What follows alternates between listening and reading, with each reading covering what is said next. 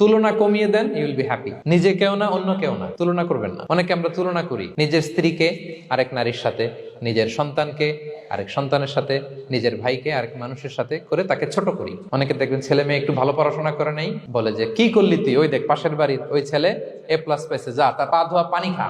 Common কথা। এটার একটা ভালো ব্র্যান্ডিং করা যেতে পারে, মানে A+ পাওয়া ছেলেদের পা ধোয়া পানি, এরকম মিনারেল ওয়াটারের বোতলের মতো বিক্রি করলে ভালো ব্যবসা হবে। কি বলেন? এটা হচ্ছে আমাদের মুরব্বীরা, টিপিক্যাল মা বাবারা এটা বলেন, ভুল করেন, ওনারা বুঝেন না। কখনো কম্পেয়ার করবেন, এটা করে আপনার ছেলের মনোবল আপনি আগেই ভেঙে দিচ্ছেন। আপনি দায়ী আপনার ছেলে কিছু না পারার কারণে। আপনি সাহস দেন নিজে, পাশে থাকেন নিজে। A+ যারা পাইছে ওর পা ধোয়া পানি খেতে বলছেন যে, এই জন্য ওকে, ওই ছেলেকে আল্লাহ A+ পাওয়ার জন্য বানাইছে, আল্লাহ ওকে ওই মেধা দিচ্ছে, কিন্তু আপনার ছেলেরা আবার আল্লাহ তাআলা অন্যদিকে মেধা বাড়াই দিচ্ছে।